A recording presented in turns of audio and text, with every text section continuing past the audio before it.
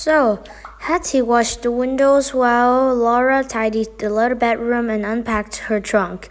Her hat was already on the shelf and the wedding dress hanging on its hook behind the curtain. There were only a few dresses to hang up, and the fawn-colored silk with the black stripes and the brown poplin she had made. They had been worn many times but were still nice. There was the pink lawn with the blue flowers. It would not be warm enough to wear that more than once or twice again this summer. Then there was the gray calico work dress to change with the blue she was wearing, and her last winter's coat looked very good, hanging on the hook behind Manly's overcoat. It would do for the winter that was coming. She didn't want to be an expense to Manly right at the beginning. She wanted to help him prove that farming was as good as any other business. This was such a lovely little home, so much better than living on a town street. Oh, she did hope Manly was right, and she smiled as she repeated to herself, "Everything is evened up in this world." Manly was late home, for threshers worked as long as there was daylight to see by. Supper was on the table when he came in from doing the chores, and as they ate, he told Laura the threshers would come the next day, would be there at noon for dinner. It would be the first dinner in the new home, and she must cook it for the threshers. To encourage her, Melly said, "You get along all right, and you can never learn younger." Now Laura had always been a pioneer girl rather than a farmer's daughter, always moving on to new places before the fields grew lush.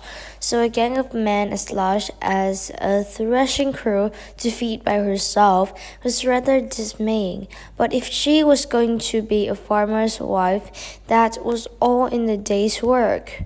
So early next morning, she began to plan and prepare the dinner. She had brought a baking of bread from home, and with some hot corn bread, there would be plenty. Pork and potatoes were on hand, and she had put some navy beans to soak the night before. There was a pie plant in the garden. She must make a couple of pies.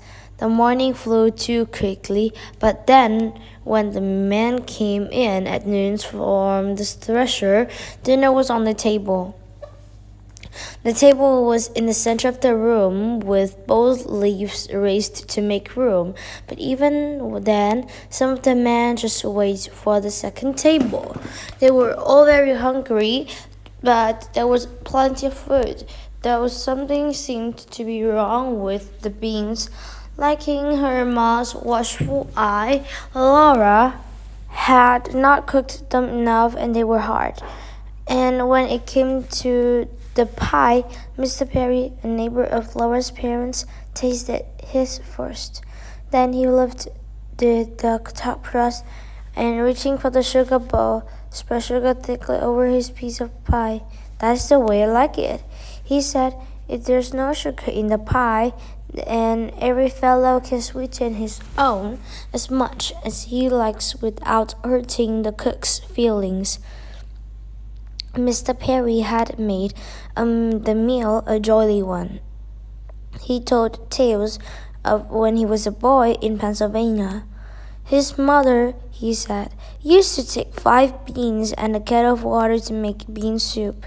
The kettle was so large that after they had eaten all the bean broth and bread, they had to take off their coats and dive for a bean if they wanted one.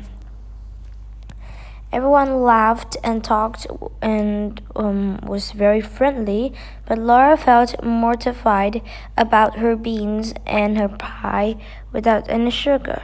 She had been so hurried when she made the pies, but how could she have been so careless? Pie plant was so sour that first taste must have been simply terrible. The wheat had turned out only 10 bushels to the acre, and wheat was selling at 50 cents a bushel. Not much of a crop. It had been too dry and the price was low. But the field of oats had yielded enough to furnish grains for the horses with some to spare. There was hay in great stacks, plenty for the horses and cows, and some to sell. Melly was very cheerful and already planning for next year. He was in a great hurry to begin the fall plowing and the breaking of new sod land, for he was determined to double his acreage next year, or more if possible. The wheat for seeds was stored in the claim shanty on the homestead, for there was no granary on the tree claim. The rest of the wheat was sold.